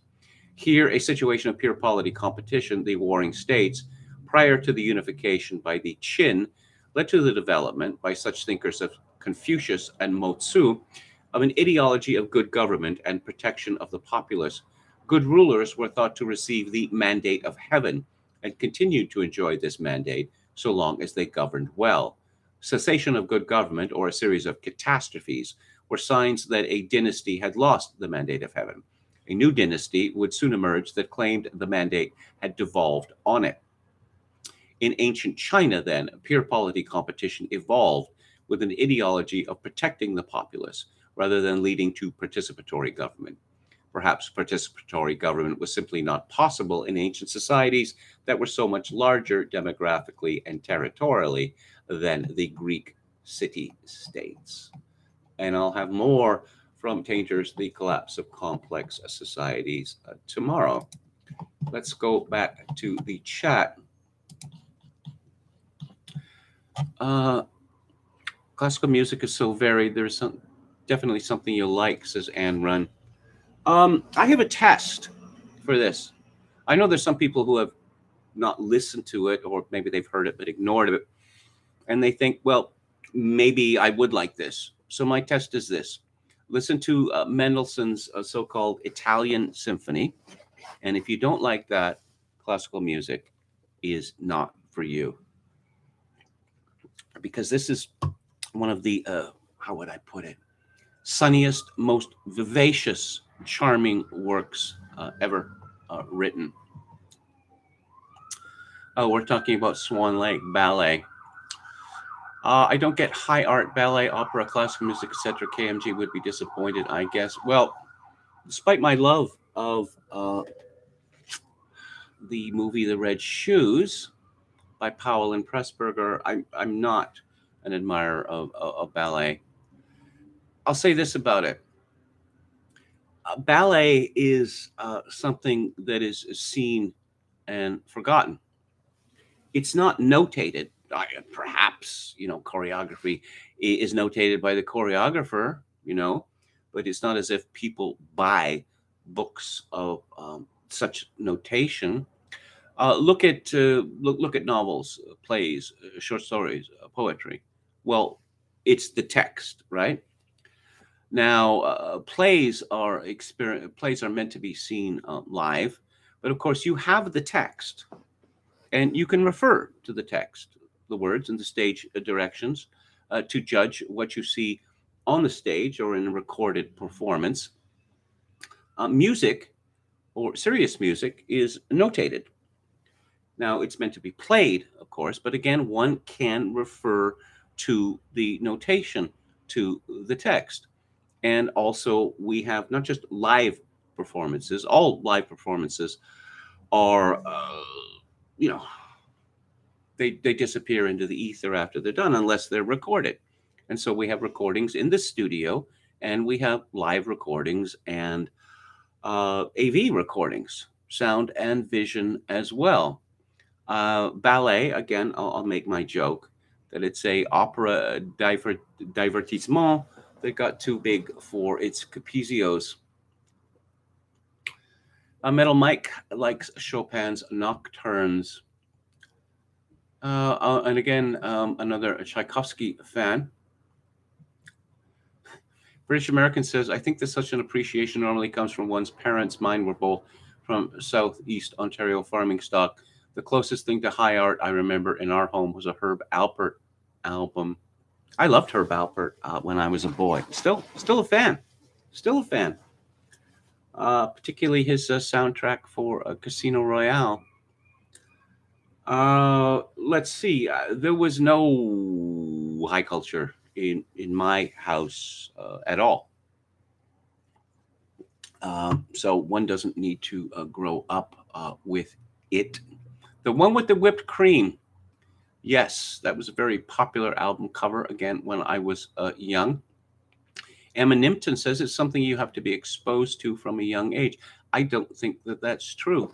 I mean, I can speak of my own experience in that regard. What else do we have here? Star Rover says, I've never seen a ballet in person, but I appreciate a man or woman must invest many years of arduous practice to become expert at it. That's from Star Rover. I don't buy these process explanations of greatness. You know, there was a movie about ballet. I believe it starred Shirley MacLaine, that had actual, ballet, American Ballet Theater dancers in it or whatever. I think it was called The Turning Point. I saw it once. And yes, it is hard work. And ballet dancers typically are in constant pain. I suppose that's why so many of them have serious drug problems. And work, and work through the pain. That does not make art by itself. Is Kevin drinking absinthe? No, what I'm drinking is mineral water. Okay. It's hang on. I can show you. Here we go. San Pellegrino. I'm very fond of mineral water. It is revivifying. And it's got all those useful minerals in it. There was a tendency for the longest time, people who drink Perrier, the implication was that they were snobs or homosexuals or something like that. I never drank mineral water because of those associations until I was in London in July 1976, which I've mentioned before. And I was drinking a lot of fluid, because it was insanely hot and humid. And they had machines? Well, they had machines that sold beer in the lobby of my hotel. I'd never seen that before. And machines that sold mineral water. I used to order a Coca-Cola, like a very large one in a very tall glass with lots of ice in it. And then I would drink the Coca-Cola with my roast beef sandwiches. And then I would save the ice. I'd wash out the glass. And then I'd buy mineral water. And then I'd fill it up. Because, as I learned when I was in London at that time, I don't know whether this still obtains, that they're very jealous of ice there, or they were, that I'd go to the local pub. What was it? The Duke of Wellington, I think it was called, on Tottenham Court Road. And sometimes I would order, a short, a gin and tonic, something like that, scotch and soda, and the ice. So they had this ice bucket, and there wasn't much ice in it, and it was the chips, And so I would take the tongs and go to, grab some ice, and I could feel the beady eyes of the publican on me. Hey, oi, what do you think you're up to? Why do you need so much ice? Because it makes the drink cold. Yeah, I know you serve lukewarm beer here, but I think that shorts like gin and tonic and scotch and soda are supposed to be cold. What happened to Kevin's usually tea mug? I just felt like mineral water today. Hello to Picasso 88. Don Willis says candied bacon is underrated. I wonder if Kato likes Sting, as Oscar Toe. Not a fan of the Police, says my trail of disgrace, but Copeland's brother ran a great label. Well, there were three of them. in the music business. One of them was a manager, and one of them was an agent, and of course, one of them was the drummer. Who was it that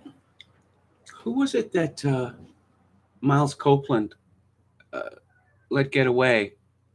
That was REM, wasn't it? He let them get away, and did he let the Go-Go's get away too? What else do we have here? Tchaikovsky was a gracious man, says Debereus. Kevin, try Fugi, if you can find it. Okay, if I can remember that. Ice Baby, says Paul Casso 88. KMG, you're just like my father in developing your own taste in high art, says Yo Mama. Revivifying and rebarbative, says Anna. No. Oh, Black Swan, I hate that movie. This stupid, completely overwrought lesbian vampire film. Ugh. Just almost indescribably bad. Let's talk about the hoax of the century. This is from Kozmin Dezerdza. It's a Polish name, and I'm sure I've butchered it. At True North or at TNC.news. New archaeological evidence from the former Kamloops Indian Residential School raises more questions about the narrative that 215 probable burials of Indigenous children were discovered at the site. The evidence was unearthed by a professional architect with expertise in aerial photography and published by former anthropology professor Jaime Rubenstein in the Real Indian Residential Schools newsletter. The architect reported his findings under the pseudonym Cam Res to avoid retaliation. The findings have not been peer-reviewed. Other academics who have raised questions about the Kamloops graves have been cancelled and targeted by the media. Mount Royal University professor Frances Widdowson was removed from her tenured position due to being outspoken on Indigenous issues. Aerial photography and historical documents show that the site where the graves were alleged to have been discovered has been subject to decades of archaeological digs and other excavation activity, which did not turn up any human remains. The most significant of these digs took place in 1958 when a plot of over 100,000 square feet, or 30% of an apple orchard just outside the residential school, was excavated for a sewage retention pond. Other excavations have since taken place. In 1998, Simon Fraser University archaeologists visited the location to monitor construction activity where a water line was dug through the area. No graves were discovered or announced during the dig. Additionally, in 2002, the Simon Fraser University Archaeology Field School excavated the orchard where 15 pits were dug and no human remains were unearthed. No remains were discovered in another dig conducted by the school 2 years later.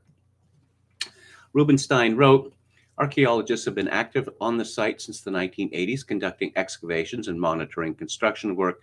Deep trenches have been cut straight across the orchard, and a sewage pond was excavated from the entire southwestern quadrant. Research by Professor Sarah Beaulieu has claimed that ground-penetrating radar findings indicate 200 probable burials. In her study, Beaulieu also relied on oral history, that's tittle-tattle, by the way, and folklore to claim that children had been buried at the site since the late 1940s.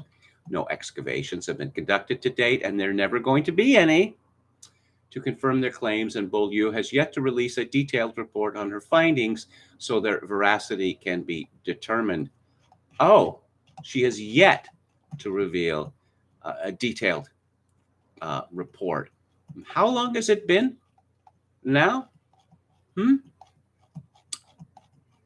But no, it would be disrespectful to do an excavation. So you can just claim whatever you like if you're not going to produce proof. Rubenstein wrote, given that the apple orchard is deeply textured by centuries of human activity, how can it be said that Beaulieu's targets are more probably graves than any other features of human activity? Last year, the Kamloops Indian Band issued a press release which prompted a global media frenzy surrounding the unconfirmed burial allegations. The announcement led to a series of Christian churches being vandalized and burnt down, calls to cancel Canada Day, and Prime Minister Justin Trudeau lowering the flag to half-staff for over 6 months. So finally, today, I am going to talk about Better Call Saul, Series 6, Episode 9, which is called Fun and Games. You know the old saw about fun and games, that there's a limit to them. And it's fun and games until someone, loses an eye, that sort of thing. I think a really brilliant opening to the show. And of course, both Better Call Saul and Breaking Bad have often featured brilliant and somewhat mysterious openings. So we have a juxtaposition in the opening between the cleanup of the apartment where poor Howard Hamlin was shot to death, and the new law firm of Saul and Kim Wexler. And we have some, of course, you're familiar with the cinematography of Marshall Adams and others, and the editing by Skip McDonald. That very unusual angles. You could say pushing the camera through things, but you're not pushing the camera through because, there's nothing there at the back or there's nothing there underneath. Looking at things, alienation effect being created by, photographing from above, say. And there is in particular a really shocking juxtaposition in the opening.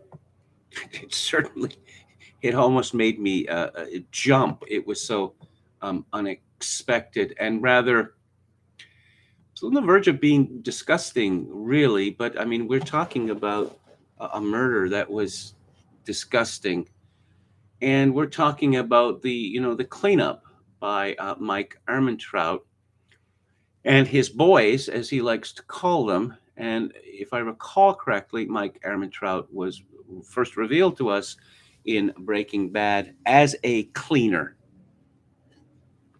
in the first case of a woman, Jesse's girlfriend, who had died of a heroin overdose. So this is a episode about consequences. I should mention that the music at the beginning was a song by Harry Nilsson called "Perfect Day," not the Lou Reed song, but a different song from his album Knilson, which came out in 1977 and is arguably his last good or great record. I was thinking about toxic partnerships, and I wonder whether this song was at least partly chosen for this reason. Harry Nilsson was a bank clerk who had been involved in music since the early 1960s, and eventually broke through, if you will, in the late 1960s and issued a series of records on RCA, which were critically applauded. Not very many people listened to them or bought them. And then he had a breakthrough with Fred Neil's song, Everybody's Talking, which was used in Midnight Cowboy. Of course, Nilsson was a great songwriter, but he loved to cover other people's songs. He did a whole album. Nilsson sings Newman. That would be Randy Newman. And the Beatles were big fans of Harry Nilsson. And they all loved him, all four of them. And they were constantly praising him. And Harry Nilsson was knocked for six by this, to receive such praise. And then after the Beatles broke up and John Lennon moved to America, Nilsson had the opportunity to spend a great deal of time with John Lennon, and it was disastrous. Disastrous for Lennon, but even more so for Harry Nilsson. Nilsson liked to party, he liked to drink, he liked to get wild, and this was during the time of John Lennon's so-called lost weekend, where a very strange situation where Yoko Ono decided that John Lennon needed a break from her. Oh, and beyond that, I know you like Oriental women, so here's a Chinese woman called Mei Pang, and you can be with her now. Now, I tell you this, and you think that sounds made up. It does sound made up, but it actually happened. And I don't know, they were together for about, 18 months or whatever. Later, she married the famous producer Tony Visconti of T-Rex, David Bowie, Morrissey, etc., Sparks, etc., etc., etc. I don't know, very incestuous world, the music world. And so Harry Nilsson and John Lennon went on an extended bender for about 12 or 18 months. There were all sorts of embarrassing incidents. They found themselves in the Troubadour nightclub in Los Angeles, heckling the Smothers Brothers, wearing sanitary, tampons on their foreheads, okay, with a little tape. And so when a waitress told them to shut up or get out, John Lennon says, "Don't you know who we are?" And the waitress says, "Yeah, you're two assholes with Kotexes on your heads."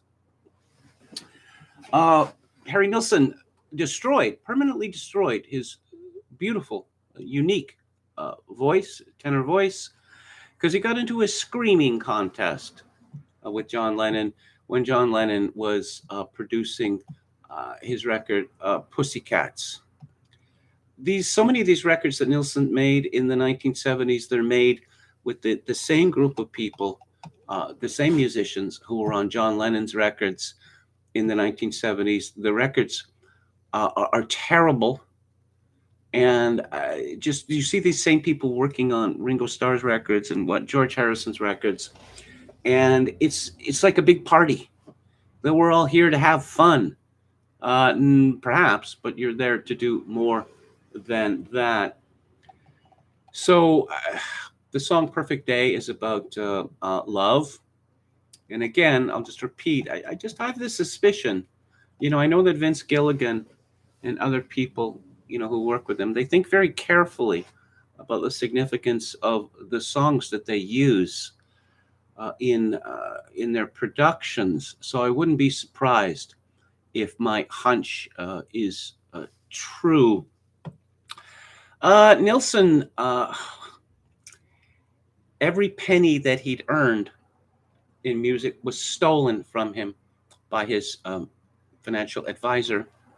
And when I say every penny, he was left with a couple $100. Okay. Also, enormous tax bills. So it's perhaps not a surprise that he died of a heart attack, I believe, at the age of 52. It is good to see that his work is being rediscovered. You could start, if you're interested, you could start with his record, Nilsson Schmilsson, which was recorded in London with English musicians who I'd have to say little harder working, more to the point than the type of musicians that John Lennon liked to work with. Nilsson Schmilsson was produced by Richard Perry, and he does a fantastic job. It has big hits on it. Without You, the Badfinger song, was #1 around the world for weeks. Coconut and Jump into the Fire, which is the hardest rocking tune Nilsson ever did. It was a number 27 hit in America, number 17 hit in Canada, a shortened version. It features simply astonishing bass playing by Herbie Flowers, where he audibly detunes his bass twice. This was an ad lib, and just a great drum break by the tragic Jim Gordon. Although some sources suggest that it's actually two drummers on it, Jim Gordon and Roger Pope, who plays on the album. We know he plays on the album. He was early drummer for Elton John. So, time for people to get their comeuppance on Better Call Saul. And if you saw last week's episode, you'll remember that the plan was to stick to the story, to stick to the lie that Howard Hamlin was indeed a drug addict, a cokehead who had just, his life had fallen apart, so he killed himself. Stick to the plan. Stick to the plan, and soon enough you will forget that it ever happened. That the truth ever happened. Jimmy or Saul is totally invested in this. Kim Wexler, not so much. Not so much, because she has kind of an epiphany that she is not good for Jimmy, aka Saul, and vice versa. Just as John Lennon was not good for Harry Nilsson, that they bring out the worst in each other. And she seems to finally come to some realization of how wicked she has become. But it doesn't stop her from being egregiously wicked again in this episode, tormenting Howard's poor widow. She just can't stop scheming, it seems. She just can't stop herself from proving that she's the smartest person in the world, even if it hurts people. Now, by the end of the episode, we've reached the apotheosis of Saul Goodman. He has become the man that we know from Breaking Bad, with his horrible taste in suits and shirts and ties, and let's say a devotion to nothing except, pleasure, really. And we get to see his mansion, if you will, which is truly disgusting in its bad taste. There is the subplot, of course, has to do with our villain. Well, he was the villain of Breaking Bad. We have these his Spanish gangsters, and there's kind of a revelation there. I just glad to see Mike Ehrmantraut's bubble burst a little, because as mentioned previously, that he has this very romantic idea of what he does for a living. He's essentially a thug who works for gangsters and pretty much does whatever he is told. But he has this view, like a French existential filmmaker, like Jean-Pierre Melville. He really sees his life as if he's in a Jean-Pierre Melville movie, that there's crooked cops and there's honorable criminals. Yeah, I suppose it's possible. That doesn't really, it's pretty much a binary division there, So we learned something about Gus Fring in this episode. We learn that he has a fondness for and a considerable knowledge of fine wine, French wine in particular. And we see him open up in a way that we haven't seen. I don't think anywhere else in Breaking Bad or Better Call Saul. And we see him at a wine bar, a high-end wine bar, where he engages in what can only be called flirting with a handsome blonde sommelier. The suggestion has been made, well, almost from the beginning, since we were introduced to him, and the horror that what happened at Don Eladio's pool, which we saw again last night, that he is a male homosexual. It's not been, demonstrated definitively, but there seemed to be an awful lot of come on from him. We have Stern. We have Stern Gus Fring, right? And we have genial Gus Fring. And the genial or studious, is when he's at work. And it's as if a dial has been switched, to that.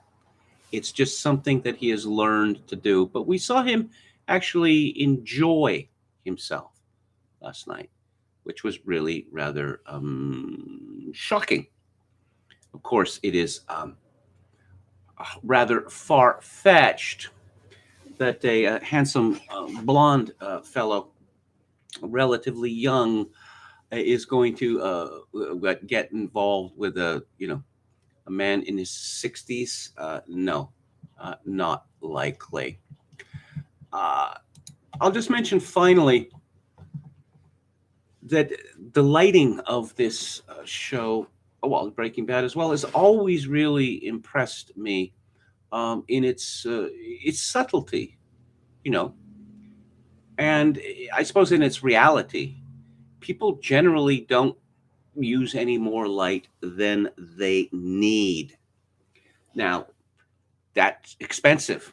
You need constant lighting changes, which is, you see flat lighting, then you know that people are out to save money. And of course, if it's all on a green screen, then I guess you don't need any lighting at all. But this dynamic between Kim Wexler and Saul Goodman, you recall that they married for legal reasons. I mean, they married to protect each other because, of course, famously in America, a man cannot be compelled to testify against his wife and vice versa. And you'll remember that Huel Babineau, shaking his head, he was not buying it, because there's been something artificial about their relationship right from the very beginning.